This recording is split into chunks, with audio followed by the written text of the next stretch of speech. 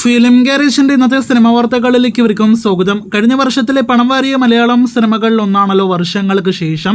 ഇപ്പോഴത്തെ ഈ സിനിമയ്ക്ക് ശേഷം വിനീത് ശ്രീനിവാസൻ, പ്രണവ് മോഹൻലാൽ, ധ്യാൻ ശ്രീനിവാസൻ കോംബോ വീണ്ടും ഒരുമിക്കുന്നു എന്നൊരു റിപ്പോർട്ടാണ് ഏറ്റവും അവസാനമായിട്ട് പുറത്തു വന്നിരിക്കുന്നത്. വിനീത് ശ്രീനിവാസനും ധ്യാൻ ശ്രീനിവാസനും കൂടി മലയാളത്തിൽ പുതിയൊരു പ്രൊഡക്ഷൻ ഹൗസ് ലോഞ്ച് ചെയ്യാനായിട്ട് ഒരുങ്ങുകയാണ്. വരുന്ന ഓഗസ്റ്റ് 1 തീയതിയാണ് ലോഞ്ച്.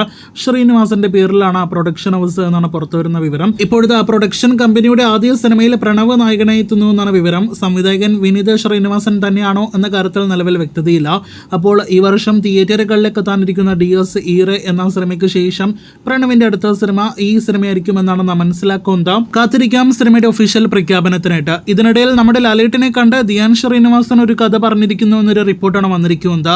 2019 ഓണം വിന്നറായിട്ട് മാറിയ ലവ് ആക്ഷൻ ഡ്രാമ എന്ന സിനിമയ്ക്ക് ശേഷം ധ്യാൻ ശ്രീനിവാസൻ അടുത്തതായിട്ട് സംവിധാനം ചെയ്യാനായിട്ട് ഒരുങ്ങുന്ന സിനിമയുടെ പണിപ്പുരയിലേക്ക് ഇതിനോടകം തന്നെ ധ്യാൻ കടന്നിട്ടുണ്ട്. ഇതിനിടയിലാണ് ലാലേട്ടനെ കണ്ടൊരു കഥ ഇതിനോടകം തന്നെ ധ്യാൻ പറഞ്ഞിരിക്കുന്നത്. ലാലേട്ടൻ അതിനോട് എസ്മോളിയോ മറ്റു കാര്യങ്ങൾ എന്തൊക്കെയാണ് എന്ന കാര്യത്തിൽ വ്യക്തതയൊന്നും തന്നെയില്ല. കഴിഞ്ഞ 1.5 മാസത്തിനിടയിൽ തന്നെ ലാലേട്ടനോട് ഒരുപാട് കഥകൾ പല സംവിധായകരെല്ലാം തന്നെ പറഞ്ഞു കഴിഞ്ഞിട്ടുണ്ട്. എന്തായാലും കാത്തിരിക്കാം ലാലേട്ടന്റെ കൂടുതൽ പ്രൊജക്റ്റുകളുടെ വാർത്തകൾക്ക്.